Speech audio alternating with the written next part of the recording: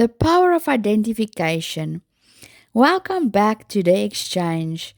In our first episode, we talked about the heavy bags we carry, the fear, the exhaustion, the need for control. This week, we are moving from the why to the what. We can't trade a burden we refuse to acknowledge. Today, we are talking about how to name the weight so we can finally lay it down. I've been meditating on 2 Corinthians 12 verse 9 this week. It is such a counter-initiative verse, isn't it? We spend so much of our lives trying to hide our weaknesses, to look like we have it all together, especially as women, juggling homes, businesses, and responsibilities. But Paul tells us that Christ's power is actually made perfect in our weakness. This means that the moment you feel most exhausted, or the areas where you feel like you're failing, those are the exact places where God is waiting to step in.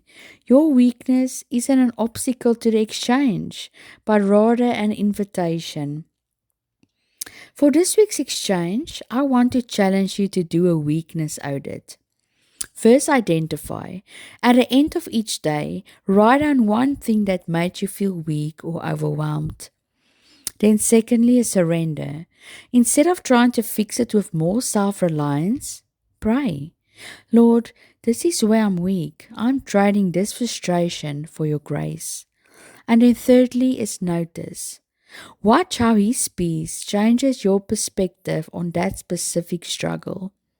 You don't have to carry it all. His grace really is sufficient, even for the messiest parts of your week. Thank you for joining me for this episode of The Exchange.